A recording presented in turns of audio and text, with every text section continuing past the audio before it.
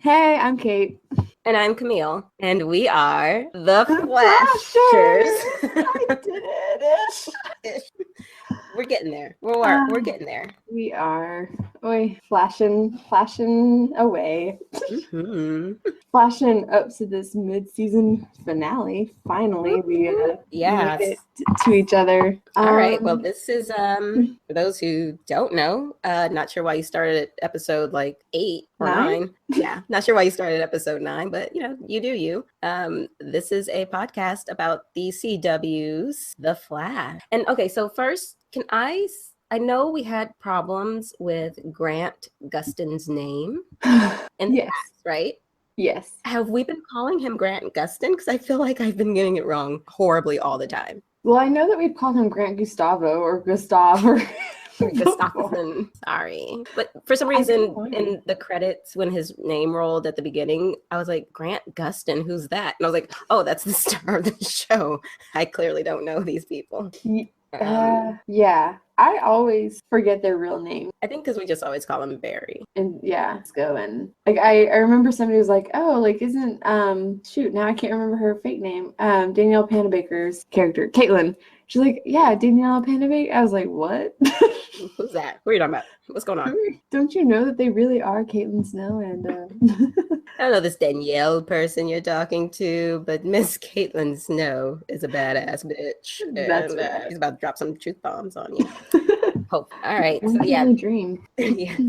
So we're at the mid-season finale, and this is kind of a culmination episode in some ways, I guess. Have some big reveals, some possible big future story plot points. Mm-hmm. And bonus for this episode, you get like a whole episode full of Papa Flash. Yeah. I enjoy him. I do too. He is nice. So let's get this episode started. It starts off with a lie. Can I just say that? With a lie? Oh, well, there's if you're about to say what I think you're going to say, then yes, all right. Accurate. I mean, it changes at the end of the episode. However, it starts with a lie. 2 lies. Mm-hmm. The intro. You guys can't see me, but I have a pen that I've dropped multiple times, but I'm hitting it against my forehead. Barry, you're not the fastest man alive, and you are not a normal forensic scientist because you quit your job. I thought the same. I was like, nope, no longer a forensic scientist. You should probably edit that out, guys. Yeah, you should say that you are like speedy. You're speedy. You're fast. You're quicker than most. And you're working on your resume, like you're open to new opportunities in today's current job market, looking to use your skills as yes. But you can tell I've applied for way too many jobs in my life. I can write a resume off the top of my head. You want to write mine? What's my objective statement? Yeah, no, don't do that in resumes anymore, by the way, children. Those are out. No more objective statement. I think I never did them, and then somebody was like, you need an objective statement. I was just like, isn't my objective that I'm trying to get a job? I need work and money. Yeah, like that's my objective. Especially going into teaching, it's like, what other objective do I have than to teach? Like make children learn good? It's my objective. Good. Hugely, bigly.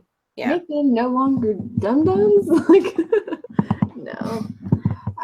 So apart from the lie lace intro, we start with a scene from The Mummy. Oh yes! We open on The Mummy. Oh my gosh. I have chills on my legs because I literally almost said that.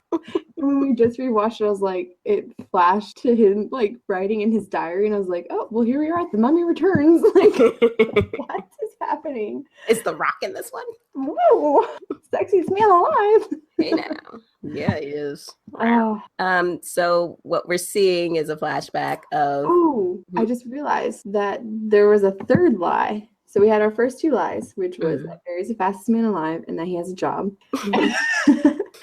And the third one would be that when we go to The Mummy, it says 4 years ago, but it was actually like 70 years ago. So 3 lies. I didn't catch that. Well, it said 4 years ago, but I was like, well, clearly this is 1930. So clearly this is The Mummy times. Yeah, so this is a lie. And yes, to anyone who may be listening and not familiar with our sense of humor, we know it's a pre-recorded opening that they're not gonna change every time. It's just annoying. It is. So we're gonna make fun of it all the time.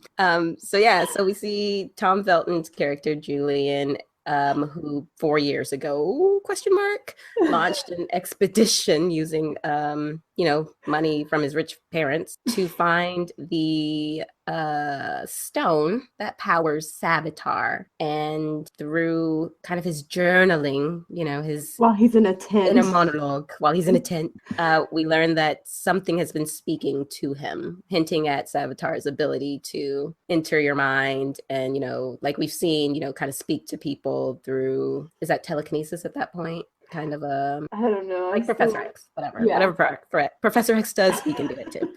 I do have one note about kind of the scene, other than the actual content of the scene being him finding it and something happening, and we basically see the birth of him being Club Alchemy.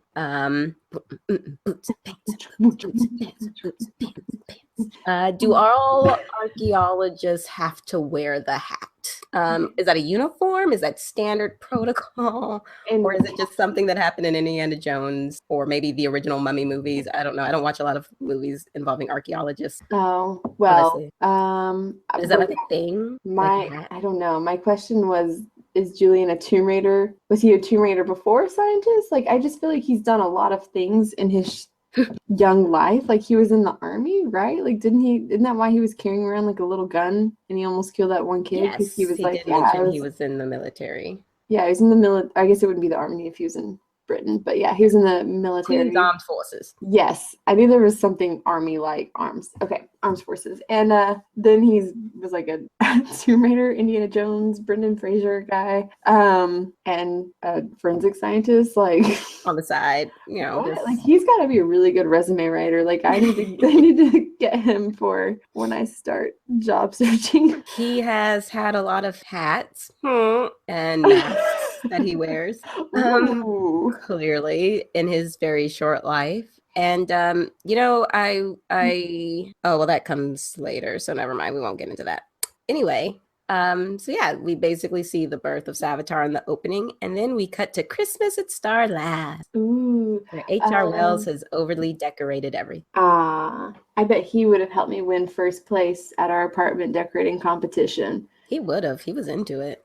Yeah, I mean, I feel like we did pretty good for not having hardly any Christmas stuff.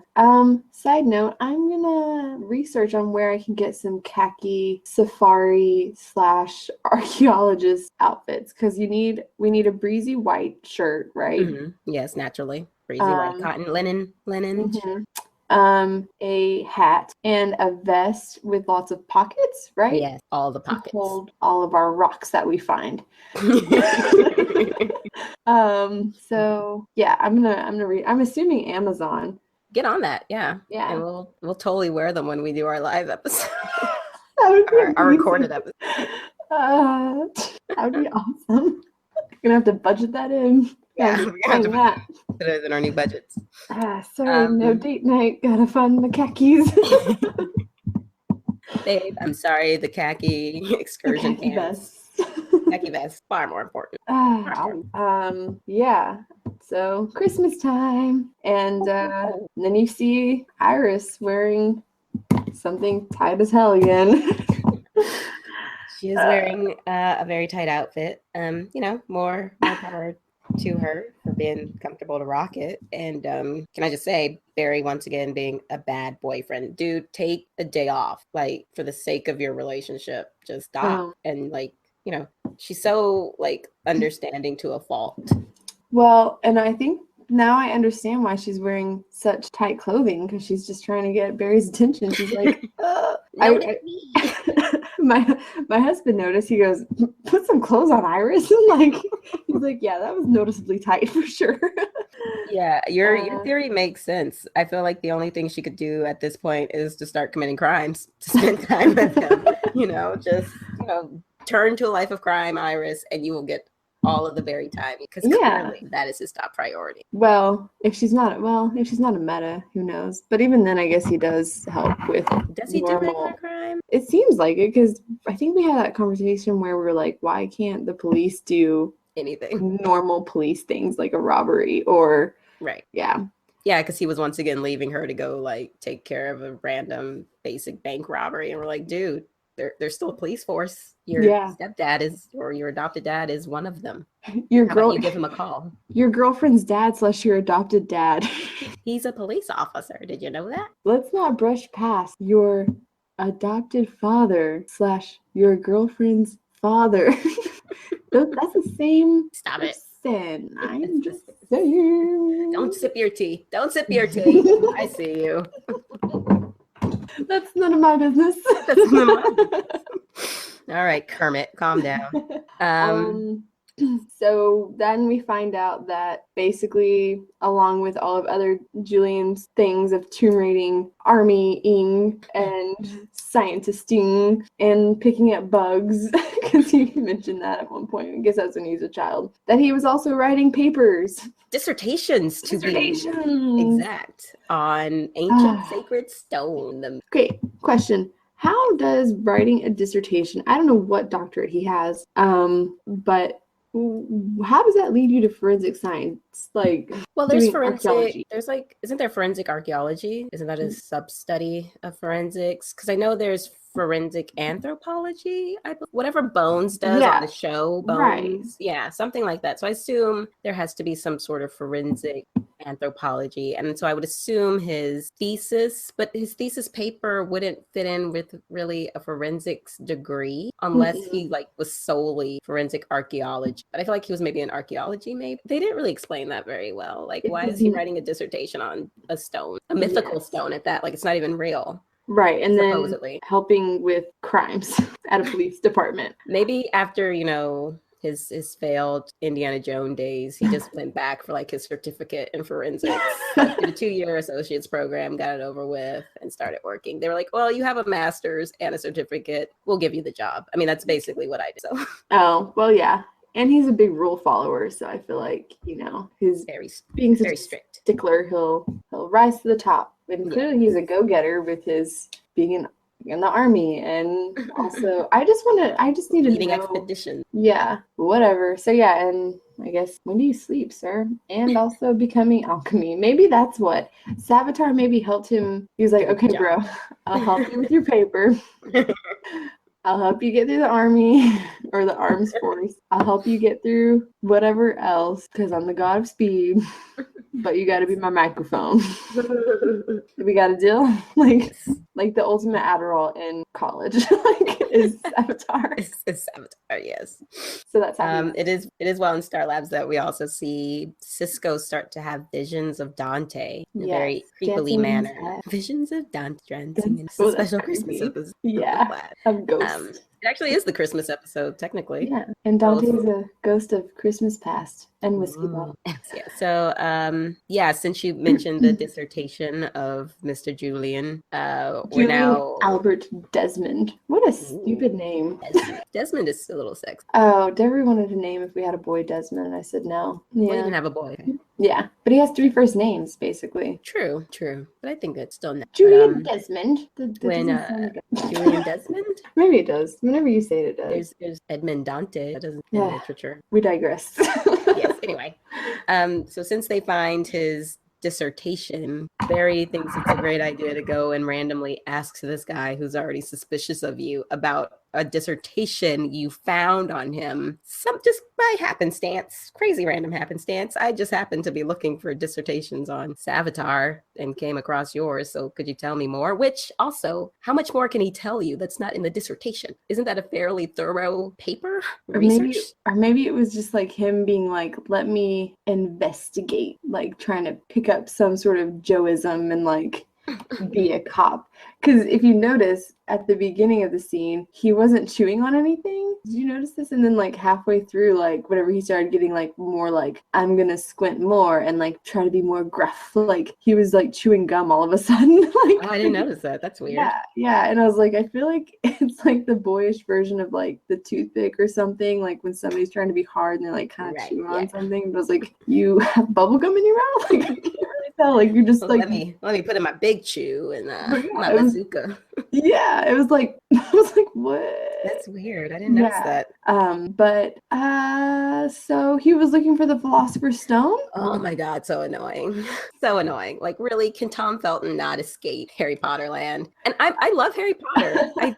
I love all things Harry Potter. But oh my gosh, like one, he can't escape being the bad guy so far as I've seen in his other project. Yeah. And really to make it the Philosopher's Stone Flash, that's a little too on the nose. Come on. Yeah. Like we all know who he is. Right. And I was like, really? Like that's what they're gonna call it, is the Philosopher's Stone? Like that doesn't even make sense. Like why would that be a Philosopher's Stone? Like I don't know. And why isn't it the exact same stone that's in Harry Potter? I mean, if you're just going to go making random references to Harry Potter, just make it the exact same stone. Right. And like I'm not like even a huge Harry, like I'm very late in the game of, as you know, because I asked you like 20 questions about Harry Potter while trying to indulge in Harry Potter weekend on Freeform, which is happening again this weekend. So be prepared for questions. Because I was being a pain and I was like, I'm not going to read Harry Potter because it's too popular. I was a hipster even in the 5th grade. Sorry for this noise. But yeah, so even I was like, the Philosopher's Stone, are you kidding me? Like I literally wrote that and Deborah's gonna have to like bleep that out. But it's just like, come on guys, be better. Yeah, I feel like you have a plethora of lore to pull from that's lazy. That's just like lazy. So I apologize, Tom Felton. Because what do you think he felt whenever he like was reading the script? Like, do you think he was like me? Like, are you effing kidding me? Like, I feel like his eyes rolled so hard that he fell asleep. They rolled so far back into the back of his head that he just passed out. And that was, he probably was like, are you effing kidding me? Yeah. It's like whenever they made him say like cheerio or like all this, like British things, like be British. Now be British and Harry Potter-ish. Right. Can you just say Potter over and over? Potter, Potter, Potter. Like, can you just do that for a scene? And he's like, F you all to hell. Keep it. And then something exciting happened. Well, I thought it was exciting. We got to see Police Department Girlfriend again because she disappeared for like 8 episodes. Yeah, I wasn't really that excited about it. Oh. I don't know. Joe kind of bores me. That's why. Again, this scene wasn't very enlightening in any kind of particular way other than just to reestablish that Joe has a relationship with someone and she works this department. Yeah. I think he hands her a report on metas. So I feel like they're kind of ramping up into her maybe making a discovery of some sort, as always seems to happen. But what really got me about the scene was the eggnog fight. So Joe invites her to Christmas dinner and he's like, yeah, you got to try my grandma's eggnog. And she's like, oh no, you got to try my grandma's eggnog. What grandmas make eggnog compatible? Like, my grandma makes pie. Eggnog. Yeah. What grandmas have secret eggnog recipes? I've been to like maybe one Christmas party that had eggnog and it was out of a carton. Yeah. So the fact that you both have grandmas who both have secret eggnog recipes, like, and believe me, people, this isn't a Black thing, okay? Black people don't go around making eggnog recipes, all right? It's not that. No. Is it eggnog and collard greens, right? Like some chitlins? No, not egg. All those other things, not eggnog. Okay, we draw the line somewhere. Okay, yeah. Eggnog is a white person thing. I'm not gonna lie. Not to say that it's not something a certain race may enjoy and make secret recipes about. It just wouldn't be right. Like, I would say pie, which maybe they were trying to avoid being like stereotypical, like, oh yeah, my grandma makes sweet potato pie. Like, yeah, I get it. You're trying to avoid that kind of. I feel like they were like, let's use something that is synonymous with Christmas. Ooh, eggnog. Yeah. Say fruitcake. Come on. That's simple. Yeah, but I guess nobody's like, ooh, fruitcake. Yum. But look, if my grandma made a bomb-ass fruitcake, I'd be making everybody eat it. Like, look, Yeah. I do try to force people to eat my grandmother's pecan pie because it is amazing. Aw. amazing. I made sweet potato pie for Christmas. See, it's about the pie. It's not about the eggnog. Mm-mm. Anyway, but I like making pie, so. moving on. Yeah. Does something happen after this scene? Because I really in don't between, recall.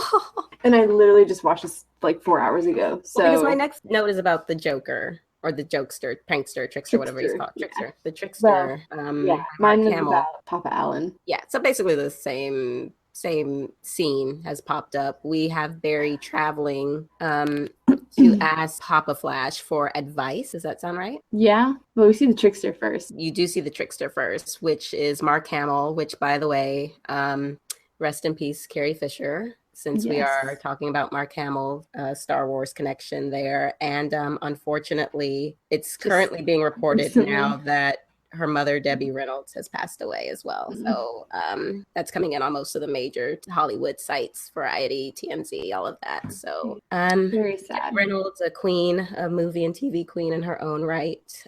So condolences to Billy Lord, who will never hear this clearly, but it's kind of a sad situation to lose your mother and grandmother in 2 days. 2016, you suck. Yeah. You can just, almost done with you. I think everybody is. Yeah, everyone's done. Most people are done with 2016. I personally am done with half of 2017 already, but that's for different reasons. So, but we do see Papa Flash make an appearance. Barry has grabbed him to help basically fight Savitar, get some advice and some help on fighting Savitar, learning more about him, trying to suss him out. And so then we get Papa Flash for like a full episode. It's nice. I know. And I don't know what I was meaning with this, but I just have a note that says, Pop Allen, oh hey, Harrison Wells, oh hey. Like, I don't know what I was doing, like whenever, or what they were doing, but I apparently liked it, so. I can't help you with that one. I don't really know. And I just watched it yesterday too, so I have no idea what you're talking about. I must have missed it. I was probably just enchanted by all the blue-eyed angels. Yeah, and I'm not even like an older man kind of person. Well, maybe, I don't know.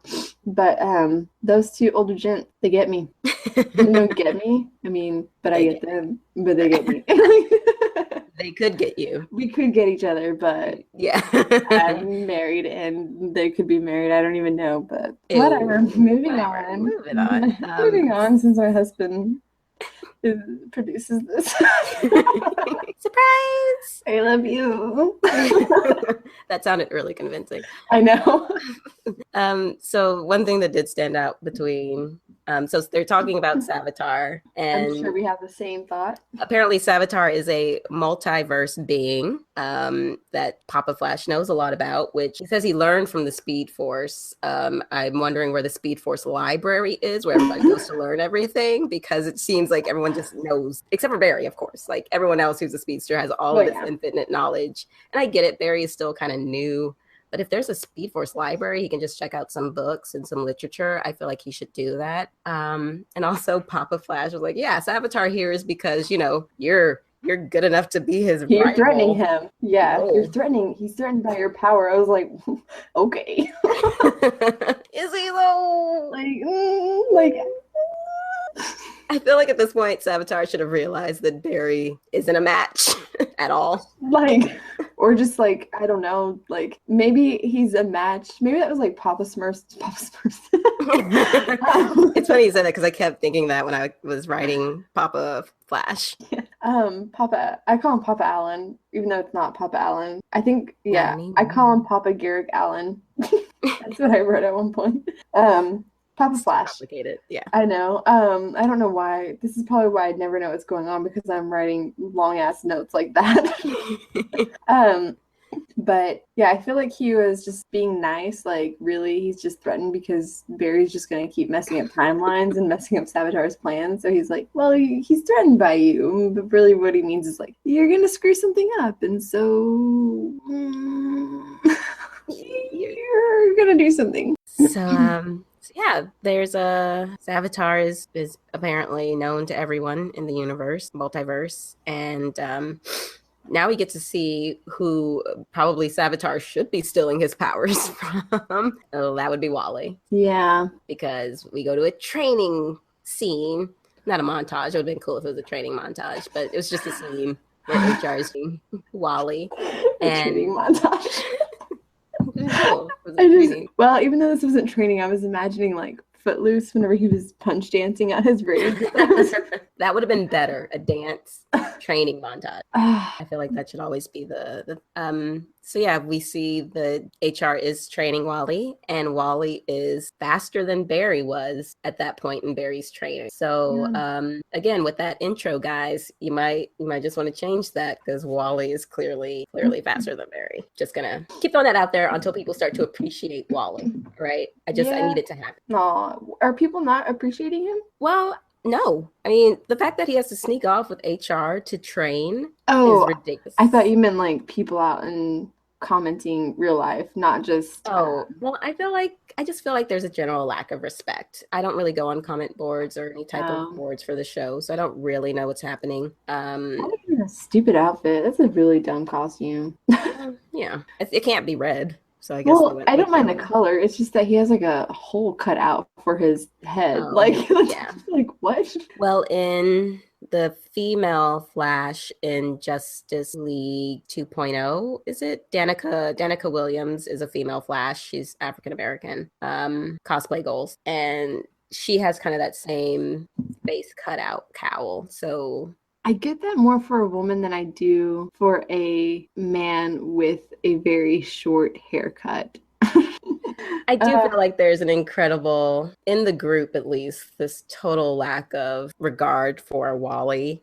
And let's just be honest, there's a total lack of group within this, trust within this group in general. Like, they are constantly keeping secrets from each other. I don't understand how they work. And then when somebody does, they're like, oh yeah, more secrets. That's good. Like, right. It's like, you're keeping secrets, but you're calling out so-and-so for keeping secrets. Like, hello. Skeleton calling the pot kettle black. That was a bad term. I never remember what that one is called, and I always feel like I'm gonna say something. It's the pot calling the kettle black. Or I was trying to mix skeletons in your closet with it was bad. I don't know why I tried to do that. Rewind. So yeah, there's just, it's, hey, let's tell the team that I'm fast and I can start doing things. No, let's not tell the team because they won't understand and everyone will be mad at us. So it's annoying that they keep kind of reining in Wally to that degree, which HR kind of touches on later. So anyway, we is this where they're at? Barry goes to old home, where he used to live with Joe and Iris. What? Home, the West House. Yeah, why? What are you talking about? Isn't that the next scene where he goes in, because he was supposed to go Christmas shopping with Iris, and then he had a thing. He had to go chew some gum in front of Julian. I have the fight with Savitar. Like, that's what I have next. So maybe I missed something. I thought that because my next note is way to get Papa Flash killed. No, because this is like the one time that I'm like, all right, Iris contributed something, because I'm always like saying something crappy about her because she's usually doing something really stupid and annoying in awkwardly tight clothing. Okay, just real quick, because I think we talked about this, and I tried going back, but Netflix took the Flash down. Yes. My issue with her clothing is that I feel like she used to not dress this noticeably sexy or just whatever. Yeah. And that's what's kind of irritating me, is I'm like, okay, you're supposed to be this serious journalist, and I don't remember you dressing like this. It just seems very out of the whole, it's very different from every other character, and it's almost distracting. And it's not even just that it's Iris West. It just seems out of character or just the show, and just like, and I kind of am like, guys, like, if she is supposed to be a serious journalist, like, let her be that. And I get it, you can dress sexy and all that and still be a serious journalist. I'm not saying that you can't, but so just, I don't know, consistency maybe. I don't know. It's just annoying. All right. Anyway. Well, and then sometimes I think maybe this is this Iris is a result of Barry's timeline mess up. Like, ooh. Whatever he did, he's now got a hot to trot Iris, Ooh, so saucy. with her thigh-high boots and her whatever she was wearing that one time. But yeah, and I guess, and I don't really know how to phrase it because I've thought about it, but I haven't verbally said it. So I guess it's more irritating because I'm like, okay, like I guess the clothing is distracting from like, okay, you're supposed to be this really smart and cunning journalist, but you do nothing but wear sexy clothes. Like, can we give her more? You know, right. Maybe that's it. Maybe it's me, being just a mom and projecting a little. No, I am not. Never just a mom. But yeah, what happens? She basically uses her dissertation journalism skills and figures out something, and I don't remember what it is now.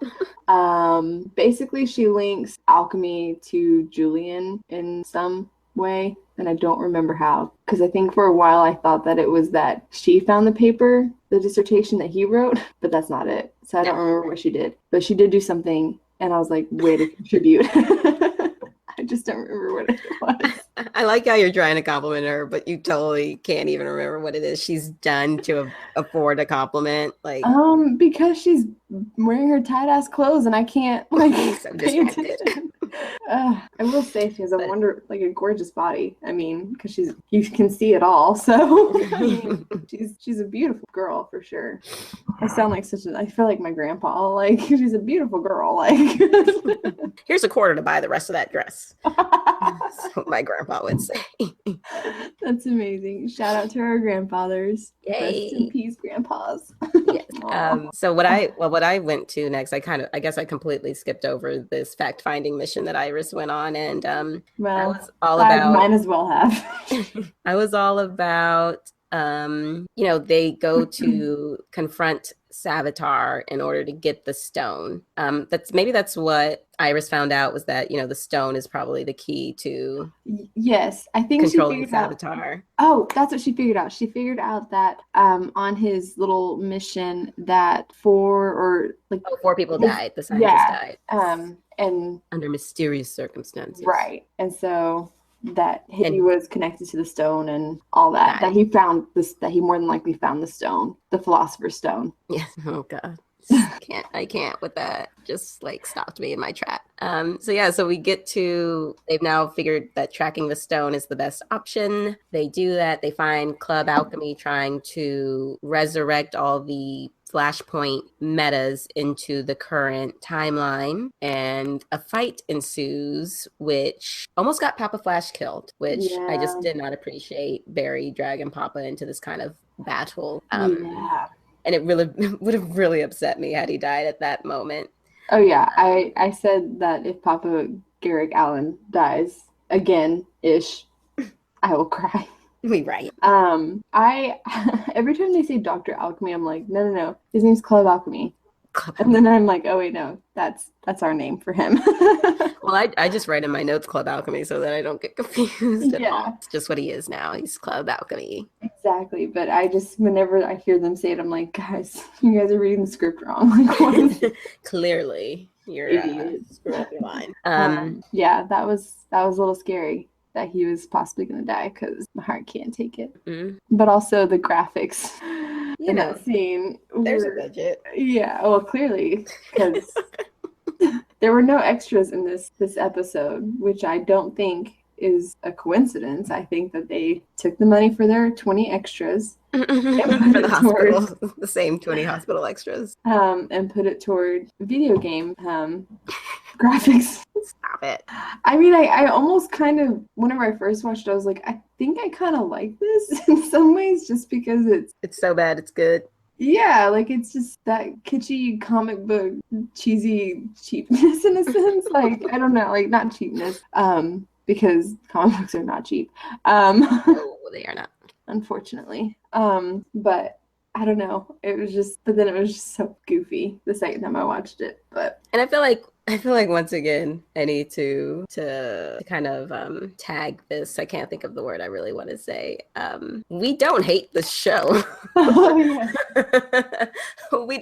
We actually enjoy the show quite a bit, which is why we're doing a podcast about it. It's not like a hate podcast. We just love it so much that we're really critical of everything. thing. How can you? We just want it to be great. It's an analysis. That's all we can do. As far as entertainment, if we were just watching it and not thinking too much about it, then yeah, okay, it would probably be very easy to have a lovely conversation in passing. But when you make it your hobby, gotta dig deep. Yeah, you gotta. I would like to say it's our job, but we're not getting that Barry Allen owned Star Labs monies. No, we actually have to work. I know. Womp. Womp womp. And so during this little fight scene, we see Barry take on Alchemy to capture the stone, Club Alchemy to capture the stone. And can I just say, of course I can say it because it's our podcast. Yeah, do whatever the hell you want. Can say what I want within reason. Otherwise it's edited out. So with this whole capturing Club Alchemy, it would have been such a better finale moment, story moment, if you would have left the Julian reveal to this moment for the audience. Like, I get it. This is, for some reason, I don't know how Barry's not connected the dots, or any of the other people have not connected the dots that Club Alchemy is Julian. But for audience-wise, it just would have been so much better if this was the first time we were learning that Julian is Club Alchemy. I see. It's, like literally ripping the mask off and finding out, like, of course it would have been predictable because we already knew it was coming because it's Tom Felton and Philosopher's Stone, whatever. I'm so angry about that. But it really, and even I feel like even Barry's reaction within the context of the show was so blasé. Like, he took off the mask and he was like, okay. Take him to the lab. It's just so I don't know. It was just it could have been such a great moment, and I feel like they just wasted it. Yeah. That was my take. Well, even like, I think what was distracting for me was that it looked like Tom Felton was smirking when he took the mask off. Like, I was like, is he trying not to smile right now? Play dead. Think of something sad. Yeah. And then I was wondering, does Julian actually have a girlfriend? Because he said that at one point. He's like, yeah, I'm going to my girlfriend's. And Potter. Yeah, and I was like, so was he just like saying that to make it seem like, yeah, like, I'm cool. I have girls like me. So since you brought that up, girlfriend, I didn't even think about it, but I had been wondering who the girl in the archaeology scene in the beginning was, because it seems like they kept wanting to give her a line to say, but his character kept interrupting her character. I was like, so maybe that was his girlfriend back then and she got murdered, and so now he just lies about having a girlfriend, or he doesn't remember that she was murdered. Interesting. As we find out in his weird like blackout moment, maybe he thinks he has a girlfriend. Maybe Savitar is like projecting an image of her. Yeah. Which, sorry, I'm jumping ahead because that's revealed later. I hope that they reveal more for him, because I like him in this character, because he's not a bad guy, as we find out later. Which is nice, because he's kind of being broken of that stereotype, even if he has to go about doing that in little Harry Potter verbal eggplants. Easter eggs. Eggplant. Wow. Maybe he has to eat eggplant parmesan to do it. Easter eggs is what I'm saying. But yeah, well, I guess we'll find out. And then Cisco with these visions. That's what I have next. Cisco having more visions of Dante. I for the most part, for the rest of this, kind of glazed over that whole. Well, I didn't glaze over it. I have another note about it, but it just wasn't certain things about when I'm watching the episode. I feel like either you'll comment on so I can piggyback. Yeah. Or I just feel like they're not as important in the moment to write a note on. Yeah. So sometimes, I think that's why sometimes you and I get lost, because we're both commenting on different things that are important to us personally. Yeah. And we tend to miss some of the smaller details that fill in the blanks. I did think that, we have Barry interrogating, air quotes, Julian about his involvement with Did I seriously miss that? I seriously didn't write a note on that? Well, I hope you didn't miss it, because what I'm about to say. Wow, well, I think what you said. I think we're gonna sandwich each other here. Is what I'm doing, because I'm sandwiching your note. I feel, because I feel like they cut away and then they cut back at this point. So what the funniest part about the first scene of Julian being interviewed by the Flash was that when the Flash leaves him there, he's like, do I get a phone call? I need my phone call. And I'm like, does this look like a facility that would give you one phone call? Like, does this, what? Yeah. Like, you're in a superhero secret lair. I don't think they operate under the same rules as a regular police department. See, and my question was, is that the same rule in England as it is in America if you get arrested? But he would know. Oh, I don't know. But I mean, he would know about law enforcement here anyway, hopefully. Well, yeah, I was just wondering if that was, I don't know. I wonder that. In all of my BBC programming watching, I can't recall if anyone's ever asked for a phone call. Interesting. So yeah, then I think we cut to the Cisco Dante vision, yes. which I kind of glazed over. Well, yeah, because I think it turns into like this little monologue of Cisco talking about his last holiday with his brother, last Christmas with his brother, and I was distracted because they apparently shared a bottle of whiskey, and I was just like, Cisco doesn't look like a whiskey drinker. Like, I don't see him drinking whiskey. More of a Zima man. Cisco, just or like even like maybe like an IPA. Yeah, like a craft IPA sourced locally. Yeah, and that's hilarious. And then it was just, I don't know. It for some reason reminded me of a monologue that I had in theater camp when I was 15 because it was sad and like it was just like, I don't know, like you know how you just get that different feeling between a theatrical thing and a something that's on screen, like it just has a different feel to it, even though it's both acting, like it just feels different, and that felt almost like I was watching a play. Not that it's a bad thing. I was just like, It was a little, I see what you're saying. It was a little stagey. In that respect, now that you mention it, because it was very much here's my memory, so we're kind of the same in some respects. It wasn't as conversational as you expect to hear from a lot of primetime TV, right? And I think the way that they had it staged, it was almost like he was, and I might be getting this wrong, but it was like he was upstage. Is that whenever you're closer, or is that downstage? Well, like he was downstage of her. Yes, he was closer to the camera, and she was kind of further back. So it was like, you know how like you're always supposed to be facing the audience, right? So it was like they were doing that instead of looking at each other, right. And it was just kind of weird to me. I was like, oh, good eye. You guys are thanks. I feel like in that conversation, and I can see where they might have thought, like, well, maybe he doesn't want to really reveal his emotional, I'm getting way into this right now, his emotional vulnerability to Caitlin. So he needs to keep his back to her, but they're to keep that wall up. Yeah, I'm grasping at straws to try to explain why they would stage it that way. But it was awkward. It was very theatrical staging for that scene instead of, two people having a conversation. Mm-hmm. Two people that know each other really well. Connecting and having a conversation. So and then I think we go back to Barry interviewing Julian, and oh my gosh, so Julian's like, why should I trust you when I can't see your face?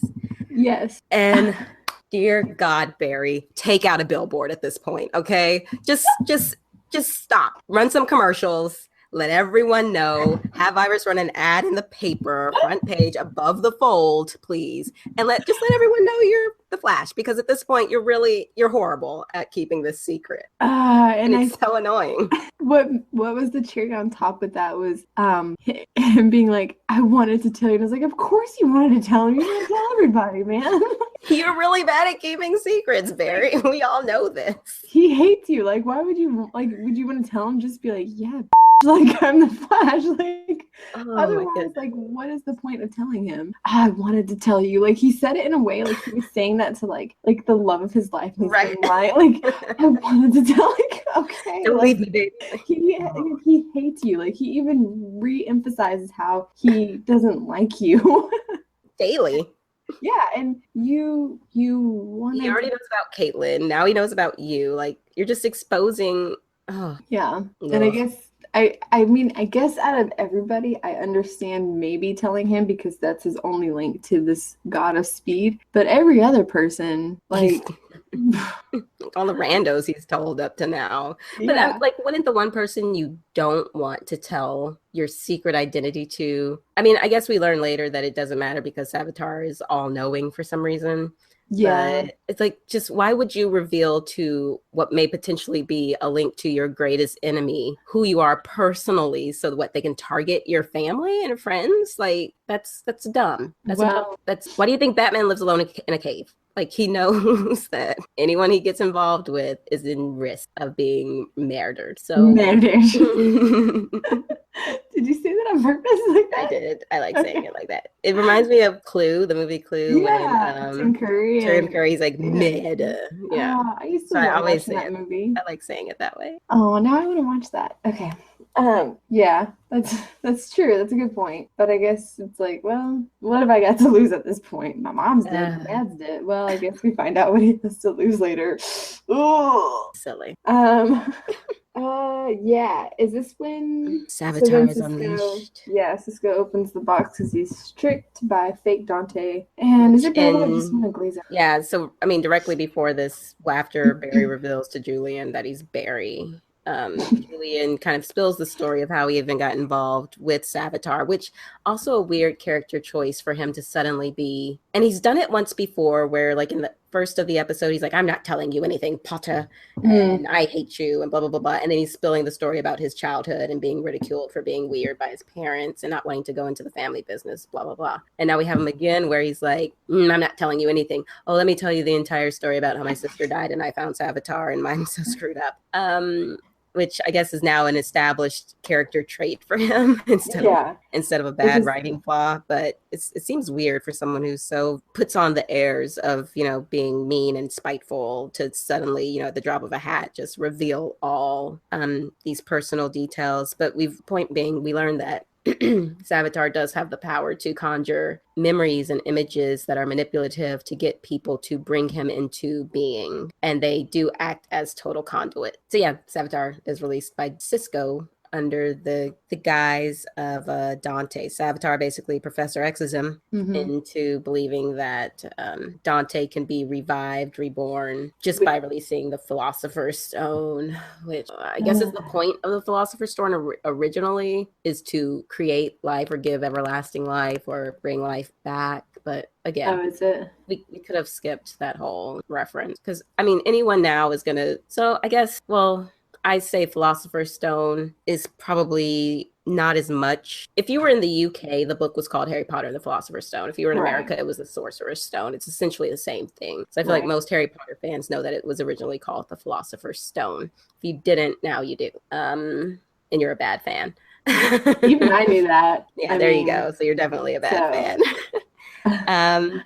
And even though Caitlin tried very hard, Cisco releases Savitar, and he proceeds to kick Barry's butt. He does kick Wally's butt too, eventually. Yeah, and I gotta say, you're like, here she goes again.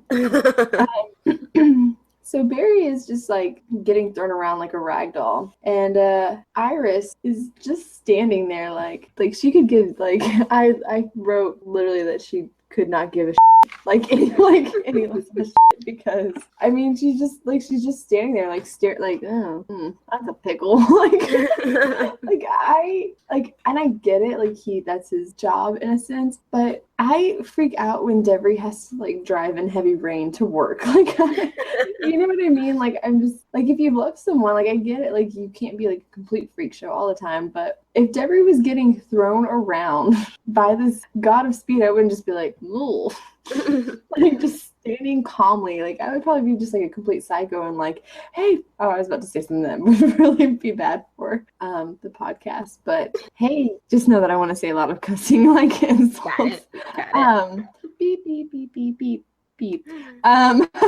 And I would probably get myself killed subsequently. But because I'd be mad because you are hurting my person, I'm gonna be crazy. And she's just like, no emotion, nothing is here. Iris robot cannot compute feelings. I think the last time we decided that was probably just a problem with her face. Not her acting. Not that. I mean, a little bit of both. So I have this thing where, because I act, for those who don't know, and I have this habit that I'm trying to break of kind of fluttering my eyes when I'm as a character thinking of something. And I know I do it probably a lot in everyday life. So it's a tick of mine that I'm now carrying into acting, which is not what you want to happen at all. So, my fluttering of my eyes when I'm trying to make a point, or I'm annoyed, or I'm thinking about something, looking up and, oddly, it could be that her thing is just not making facial expressions. I'm trying to help, Iris. I really am. It's just, the writers aren't giving you enough to work with.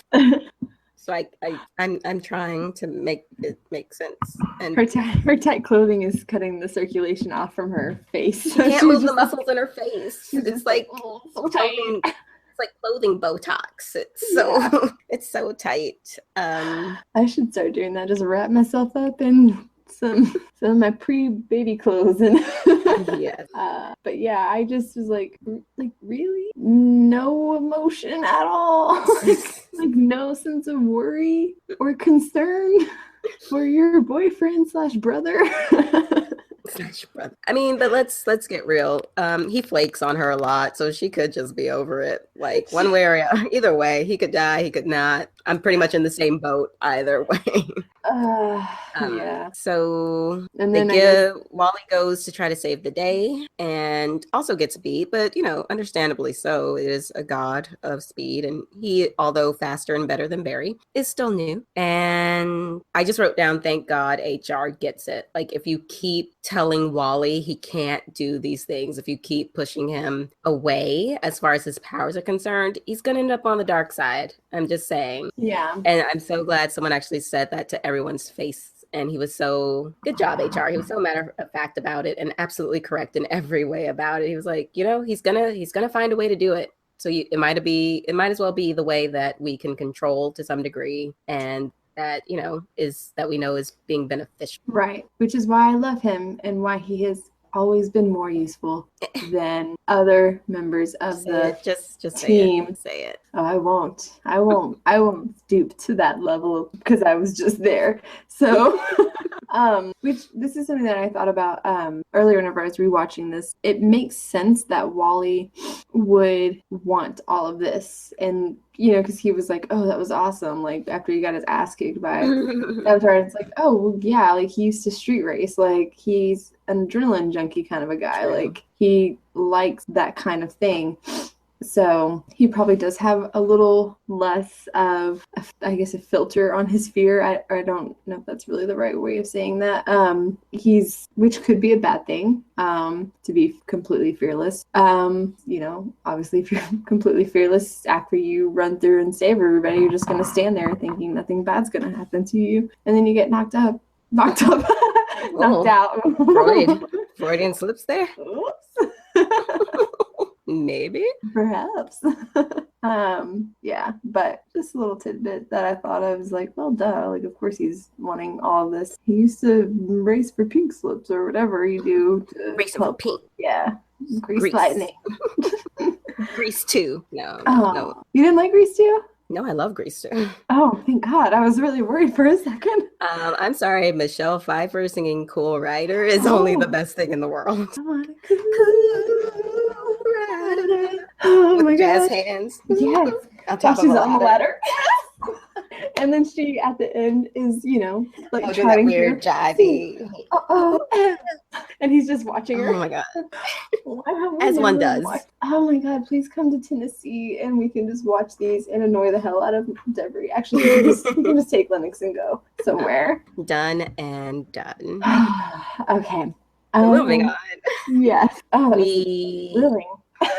Eventually, after some much butt kicking, Cisco is convinced to close the box on Savitar. Again, though, real quick, Caitlin, I understand you want to use your powers of persuasion. However, can you just ice his face and Thank you. That's what I was thinking. I was like, just freeze his face, freeze his body a little bit, close the box, and let's move on. Yeah. But anyway, that was my thought as well. And so we capture Savitar. They decide to use Julian. I'm part of the team now. Yay.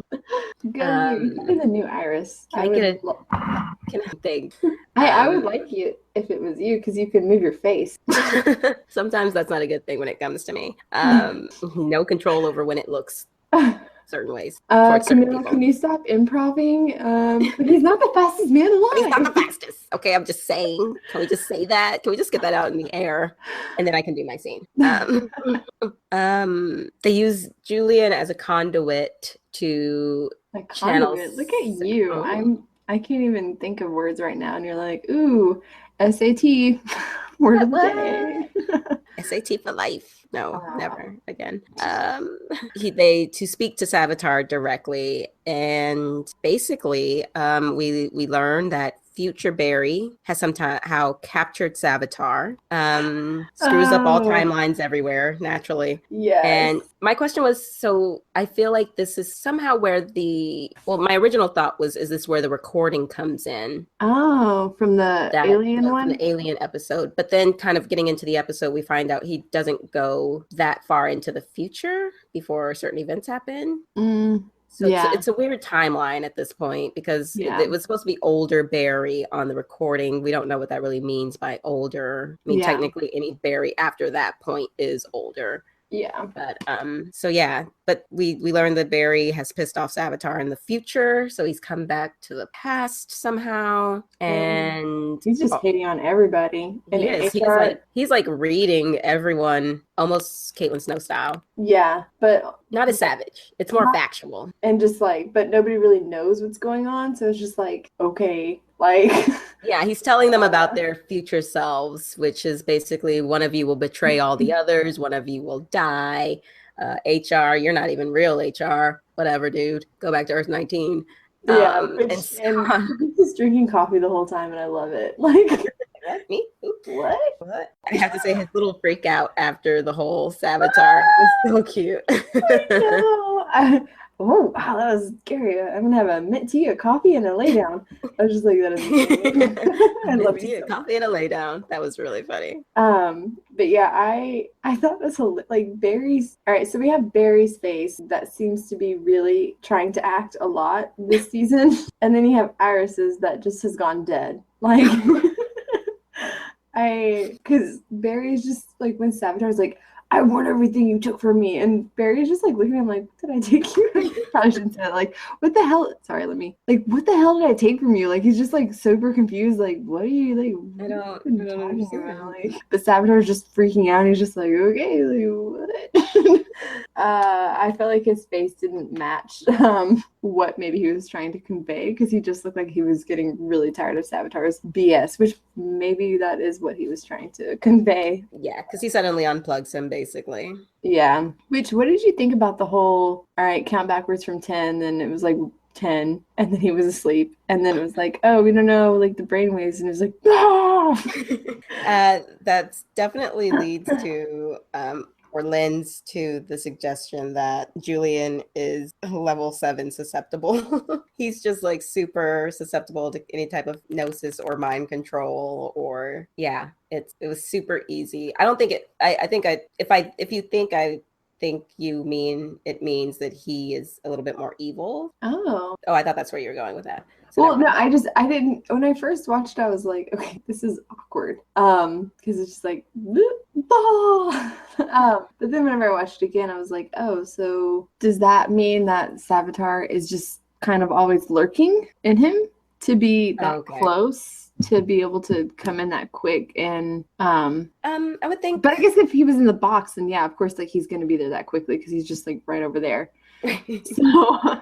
He's right next to me. It would probably take into effect also that he's been living with this presence for 4 years. Ugh.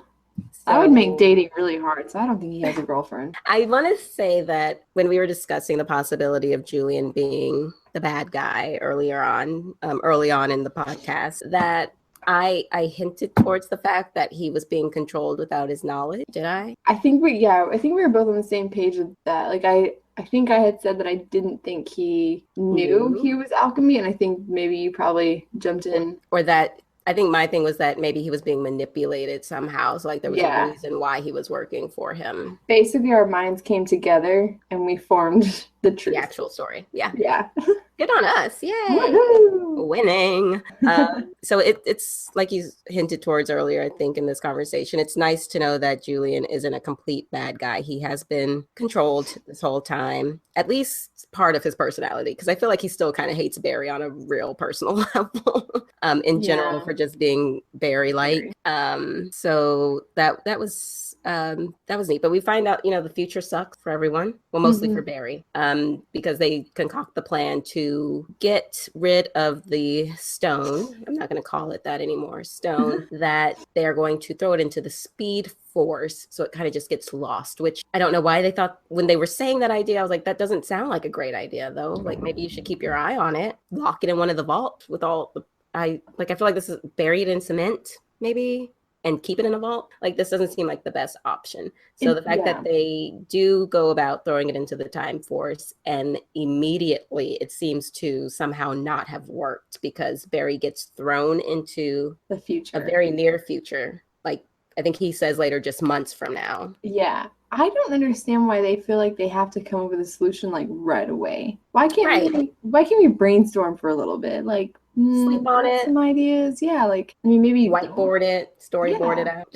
Just something. Like, I swear we had way longer meetings about like freaking spaghetti at our previous job than these guys ever did on saving the world. Like, and that was just spaghetti. Yeah. So in this future that Barry accidentally, this time, he gets sucked into, I will say that he didn't do it on purpose. Way to go. But if he would have brainstormed a little longer, maybe it could have been avoided. Could have been avoided. He sees a very near future in which Savitar has killed Iris, and kind of the theme of people Barry loves dying, stabbed in the heart. Like, just, it seems to be a thing.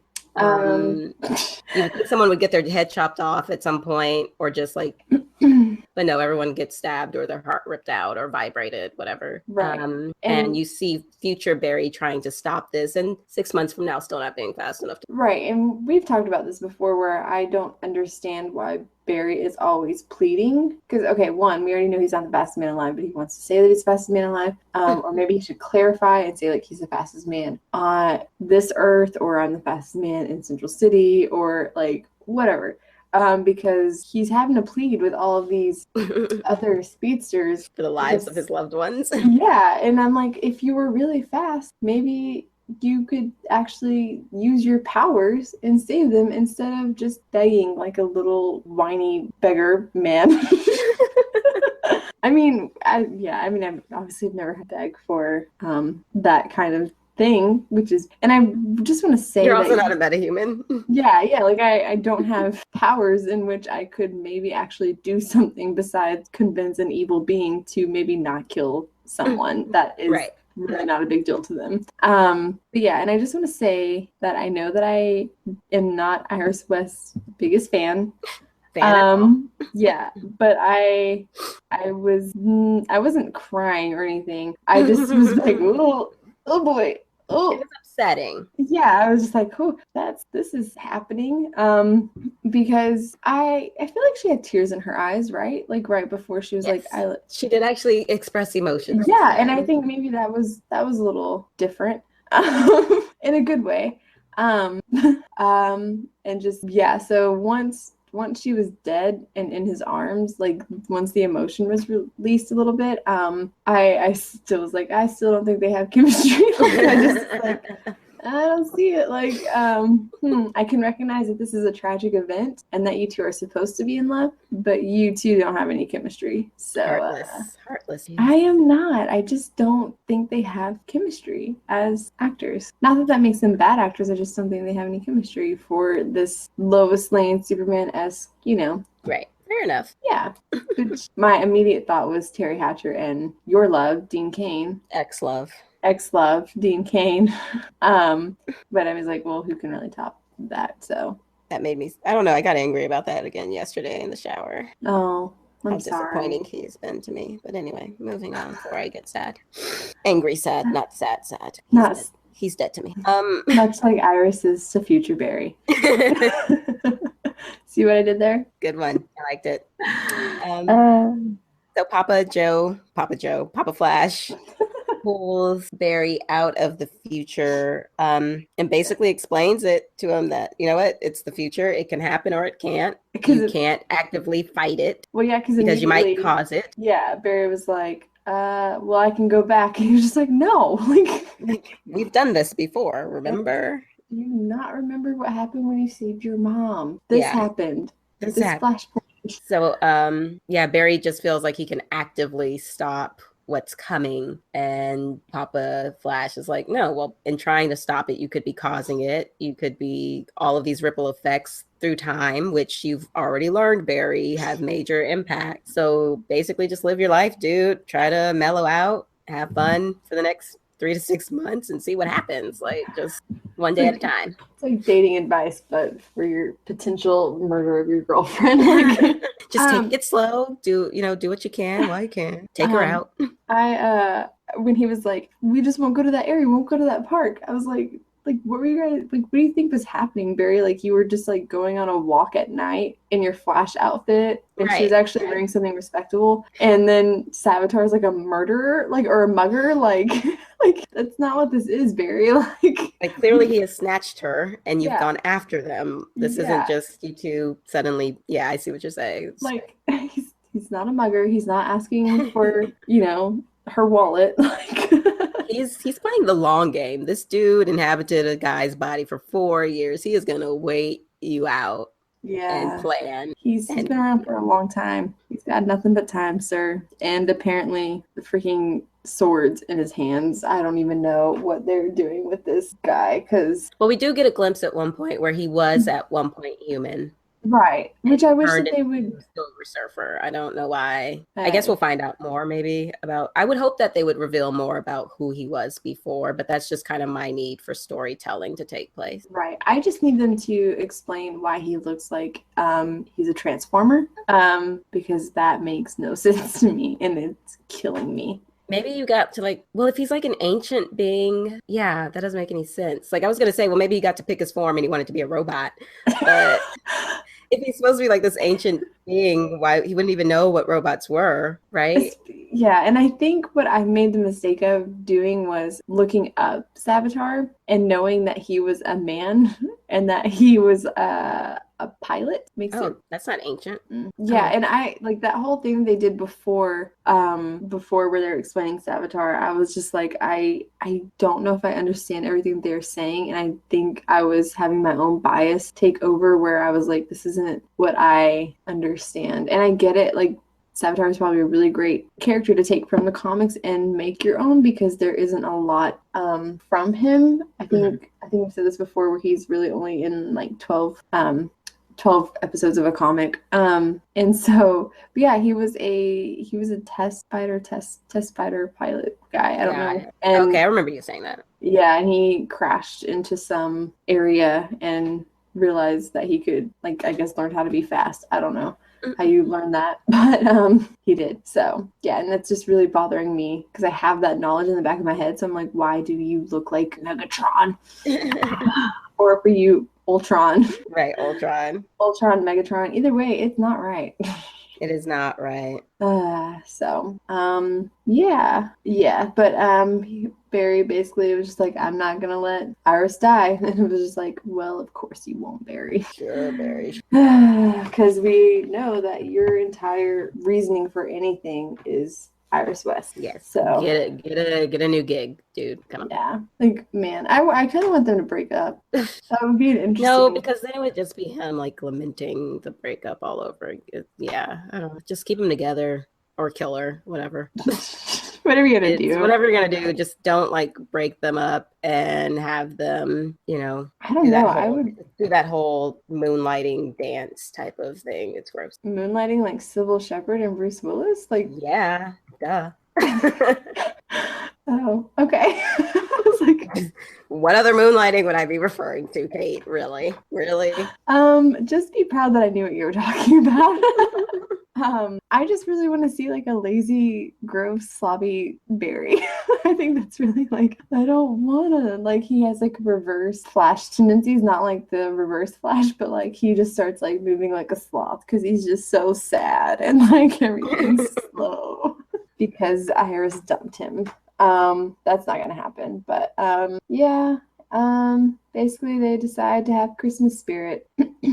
Right? Yeah, There's like they he kind of goes on and says, "Well, this is what we're gonna do. We're just gonna live life then, since I probably shouldn't try to fix anything anymore with my time travel or speediness." And we go to Christmas at the West House, ooh, and but first Caitlin invites Julian. oh, Caitlin does invite Julian, and he turns her down. Is there gonna be something there? I hope not. I hope so. I don't know. They just look weird together. I don't Well, like it. who looks normal with Tom Felton? Like Gladys? Gladys looks normal with Mary? Tom Felton. Terry? Mary or Terry look fine. How Whoever he those of dated at you? Hogwarts, I'm sure was compatible. But so during the Christmas scene, of course, you have to go into the eggnog conversation. And this whole time, I don't know, because I'm weird and warped that way, I kind of wanted it to be revealed that they had the same grandma.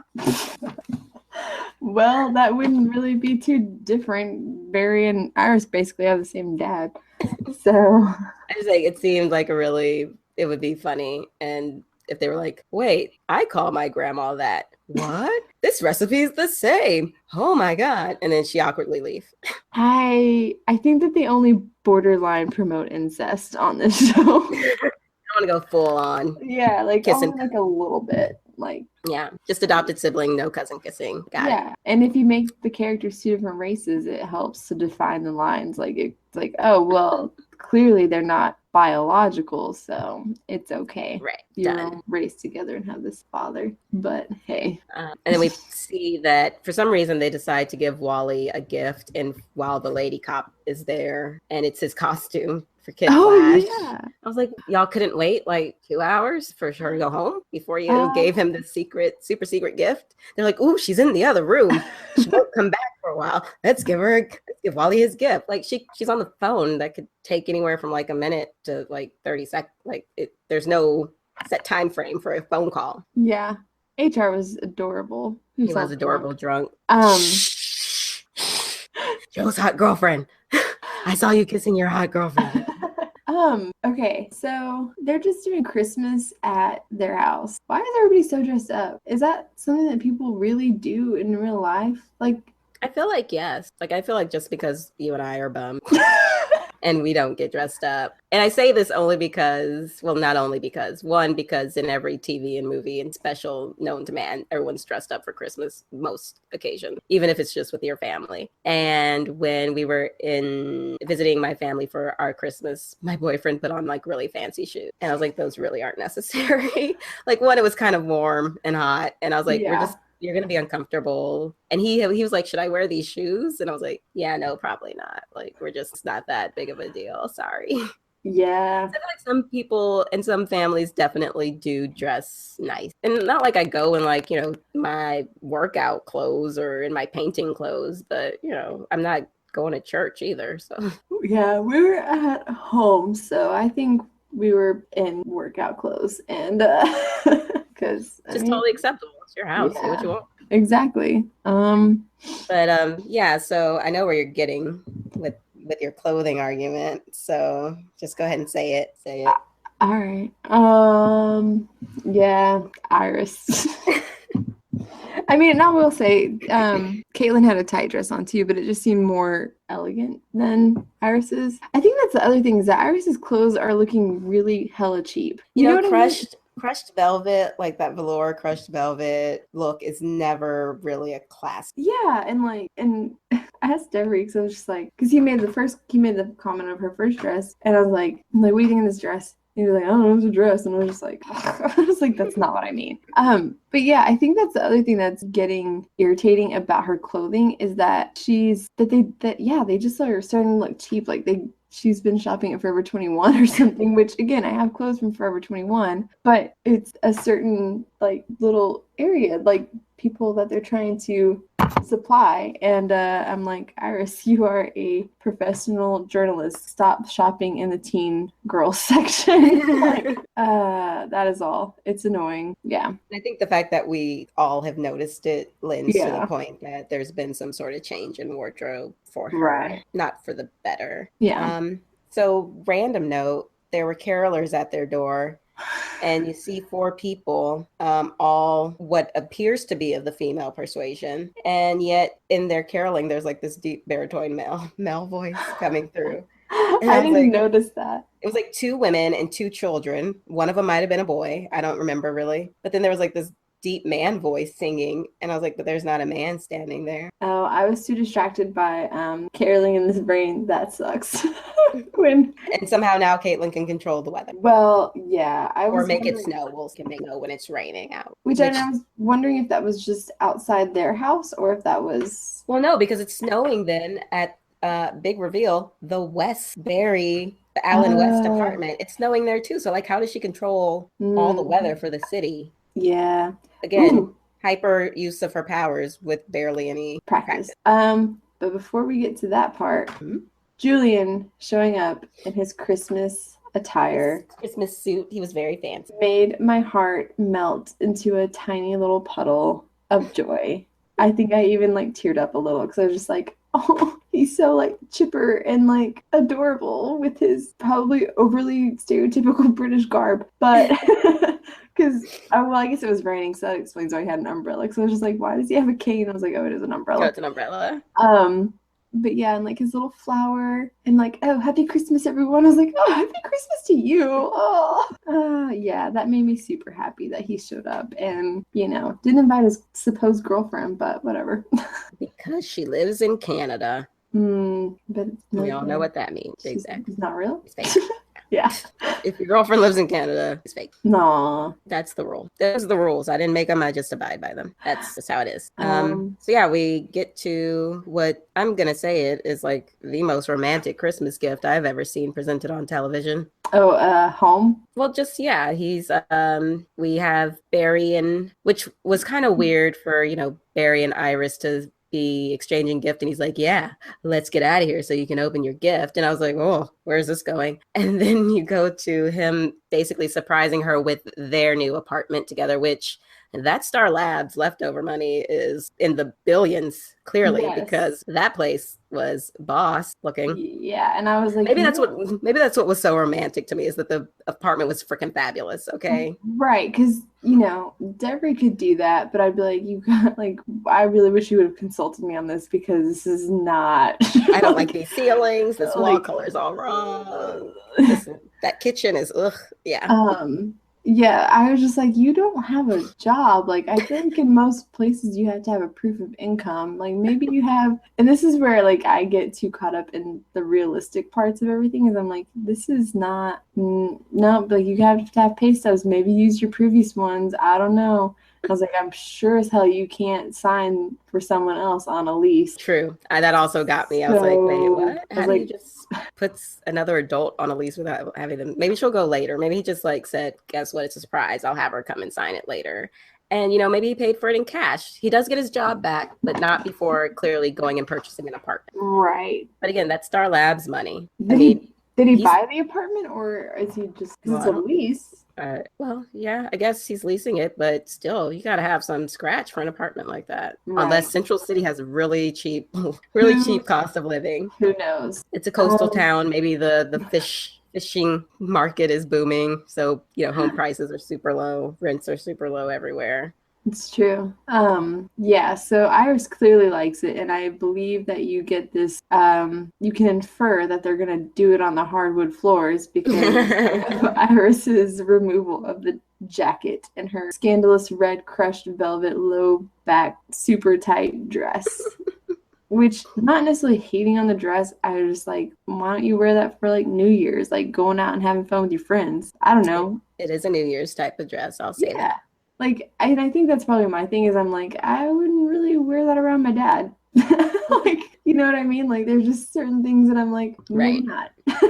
We'll keep this one for the at-home times. Home alone, out with friend time. And I think that's the other thing in which, guys, I am not being superficial or ridiculous in any way in discussing clothing, because I studied communications, and one of the things that you study is nonverbal and I can't even think of the word now because it's super late and I'm getting tired. But basically, you study how you present yourself and how you look to the world. And that's basically what I think I'm getting caught up on, is it's not matching with the character.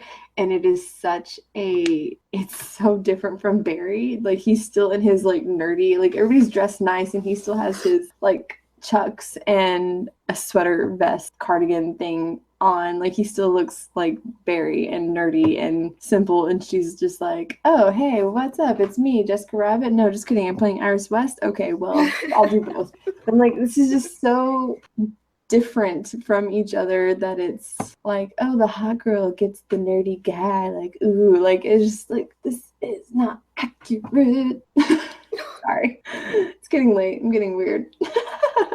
A little bit, but the good news is that's the end of the episode. Yep. I'm not wrong though. Articles, that's what it is. All right. Well, that wraps up this episode of The Flash.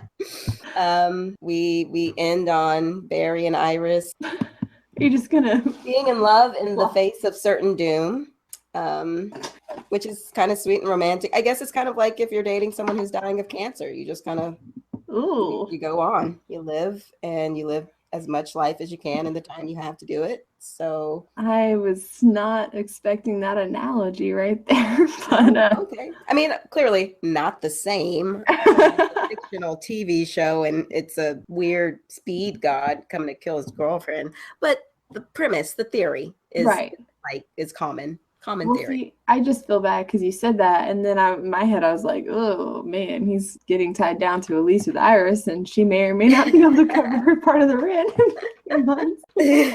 Well, that does it for us. Ending on that, even that one. Great. So thank you for listening. If you've made it this far, yeah, you're getting tired of me talking about clothing. It's a study.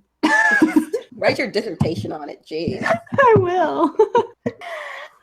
So yeah, we will see you all probably when The Flash returns. We might do a special episode in here somewhere during the break if we get some extra time. Otherwise, when The Flash returns, so shall we. Ooh. So yeah, thanks. Have a happy new year. Oh yeah, that's coming up. May your new year be better than 2016, because it was a black hole of death and horror and sadness. May the dumpster fire that has been 2016 burn out. That was like, be let go. Be doused by the waters of hope that we have for 2017, even though I don't have any hope for 2017. Okay, bye. Bye.